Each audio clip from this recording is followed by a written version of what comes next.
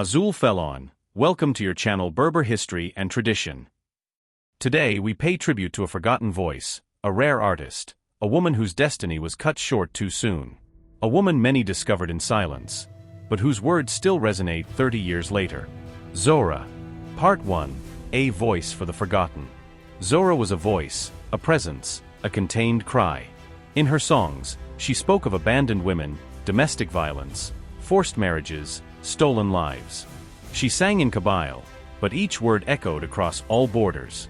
Lbera en Tmeslate, the freedom of words, could have been the title of her life's work. She sang what others dared not say. Part 2. A brief career, a huge impact. In the 1980s and 1990s, she recorded a few cassettes circulated in Kabyle communities in France and Algeria. No big studios, no glittering contracts. Just her voice, a guitar, and a powerful message. She wasn't here to entertain. She was here to speak. To speak truth. To speak pain. To speak injustice. Without media or spotlight, Zohra became the voice of suffering women. Part 3. The Tragedy. But in January 1995, the road came to an abrupt end. Zohra died in a car accident between Paris and Marseille. A disappearance as discreet as her life. No public funeral. No national tribute. Only silence. Yet a tremendous loss for Kabyle culture.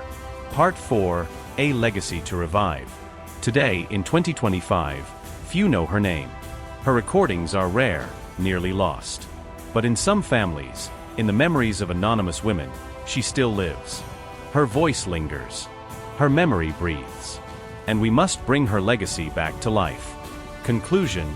A message of tribute. Zohra didn't sing for fame. She sang for the forgotten. Today, 30 years after her passing, let's ensure her voice is never ignored again. Thank you for watching this video. If you appreciated it, don't forget to like, comment, and above all, share. Subscribe to Berber History and Tradition to help keep the voices of our heritage alive. To Zohra. To all the women who sang in the shadows.